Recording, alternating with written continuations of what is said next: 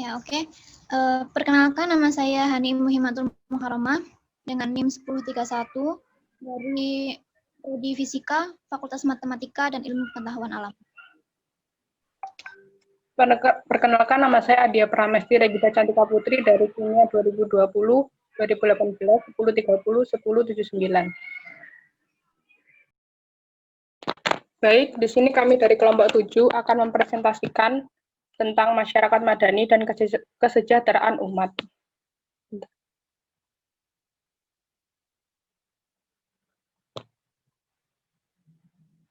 Pertama, kita akan membahas konsep masyarakat madani. 2. Peran umat Islam dalam mewujudkan masyarakat madani. 3. Sistem ekonomi Islam.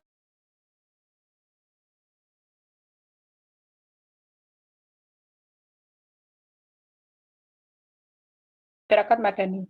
Konsep masyarakat madani adalah dapat diartikan dengan sebagai suatu masyarakat yang beradab dalam membangun, menjalani, dan memaknai kehidupannya. Kata madani sendiri berasal dari bahasa Arab yang artinya sivil atau civilized atau beradab. Istilah masyarakat madani adalah terjemahan dari civil atau civilized society yang berarti masyarakat yang berperadaban. Karakteristik masyarakat madani. 1.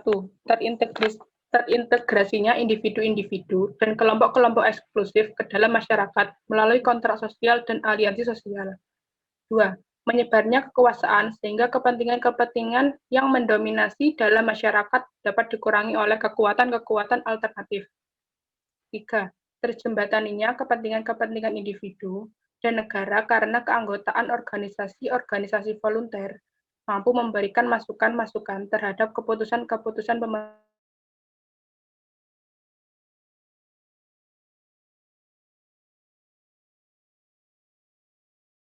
mementingkan diri sendiri.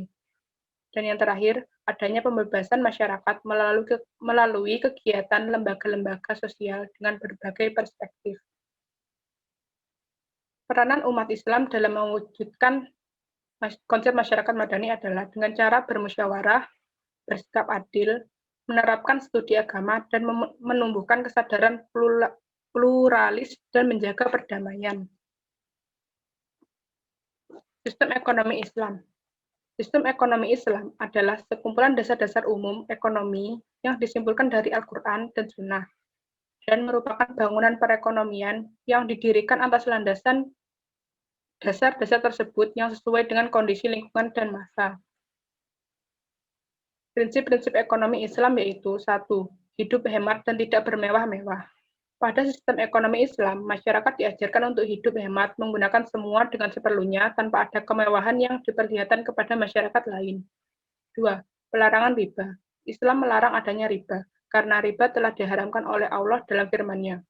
Padahal Allah Azza wa Jalla telah menghalalkan jual beli dan mengharamkan riba. Al-Quran Surat Al-Baqarah ayat 275. 3.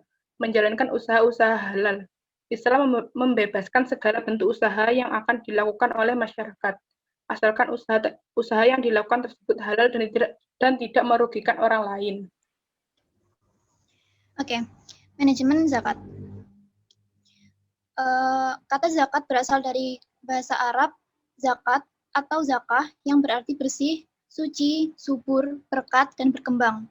Menurut istilah, zakat adalah sejumlah harta yang wajib dikeluarkan oleh umat muslim dan diberikan kepada golongan yang berhak menerima sesuai dengan ayat yang telah ditetapkan. Sebagai contohnya di surat Al-Baqarah ayat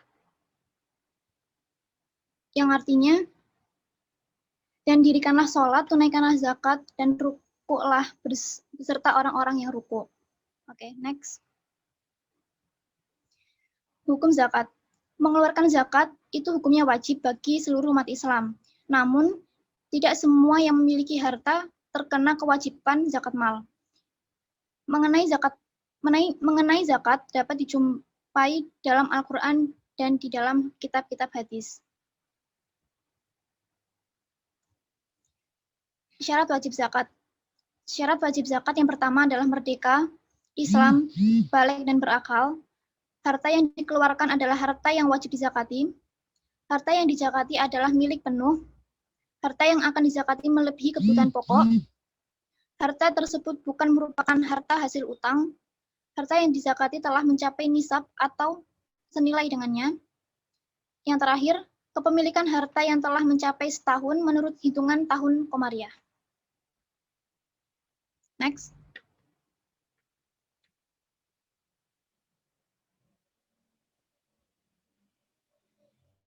Hikmah zakat.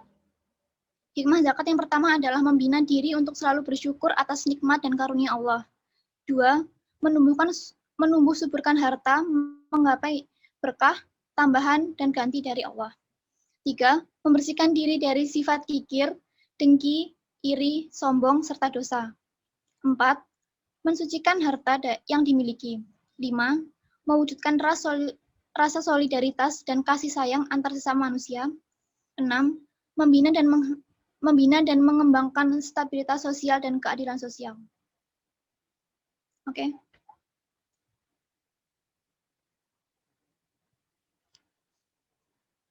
Bisa di next ya PPT-nya.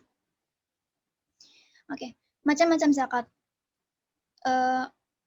Macam-macam zakat adalah zakat fitrah, zakat binatang ternak, zakat emas dan perak, zakat emas dan perak, zakat hasil bumi, zakat hasil temuan, zakat hasil tambang, zakat hasil perniagaan, dan zakat profesi. Golongan yang berhak menerima zakat. Ada 8 golongan orang yang berhak menerima zakat. Yang pertama fakir, yaitu orang yang tidak mempunyai mata pencarian tetap dan tidak ada penanggung kebutuhan hidup sehari-hari. 2. Miskin, orang yang mempunyai mata pencarian tetapi penghasilan tidak cukup untuk memenuhi kebutuhan sehari-hari. 3. Amil, orang yang mengurusi zakat mulai dari pengumpulan sampai pembagian kepada yang berhak. 4. Hamba sahaya, orang yang membudak dan tanpa diperjualbelikan. 5. Fisabilillah, orang yang memperjuangkan agama Islam. 6. Mu'alaf. 7. Gharim.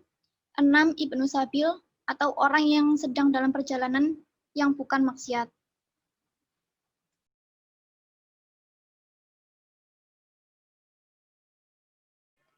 Selanjutnya, manajemen wakaf. Pengertiannya, menurut bahasa, wakaf berasal dari waqf yang berarti radia atau terkembalikan, al-tahbis yang artinya tertahan, dan al-tasbil artinya tertawan, dan al-man artinya mencegah. Yang kedua, menurut istilah syara, ialah menahan sesuatu benda yang kekal zatnya untuk diambil manfaatnya untuk kebaikan dan kemajuan Islam.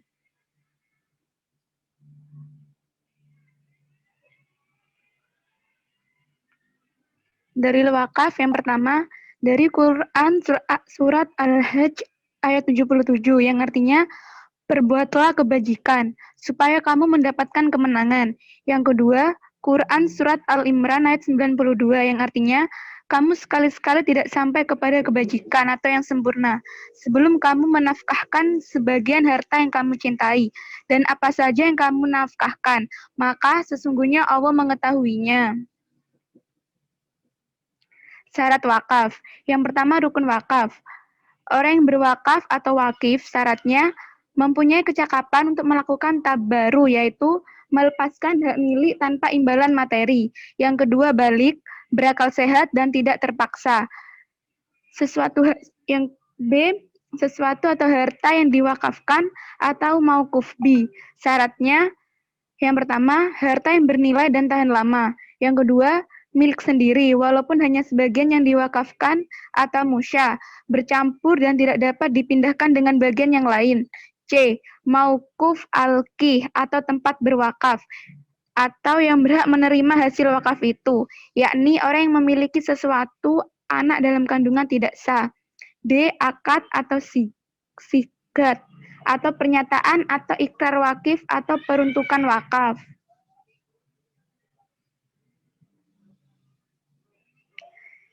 Kemudian syarat wakaf. A. Wakaf tidak dibatasi dengan waktu tertentu, sebab perbuatan wakaf berlaku untuk selamanya, tidak waktu untuk waktu tertentu. B. Tujuan wakaf harus jelas, seperti mewakafkan sebidang tanah untuk masjid, musola, pesantren, pekuburan atau makam, dan lainnya. Namun, apabila seseorang mewakafkan sesuatu kepada hukum tanpa menyebut tujuannya, hal itu dipandang sah, sebab penggunaan benda-benda wakaf tersebut menjadi wewenang lembaga hukum yang menerima harta-harta wakaf tersebut. C. Wakaf harus segera dilaksanakan setelah dinyatakan oleh yang mewakafkan, tanpa digantungkan pada peristiwa yang akan terjadi di masa yang akan datang, sebab pernyataan wakaf berakibat lepasnya hak milik bagi yang mewakafkan. Hikmah wakaf ada 3. Yang pertama, harta benda yang diwakafkan dapat tetap terpelihara dan terjamin kelangsungannya. 2. Pahala dan keuntungan bagi si wakif akan tetap mengalir walaupun suatu ketika ia telah meninggal dunia, selagi benda wakaf itu masih ada dan dapat dimanfaatkan.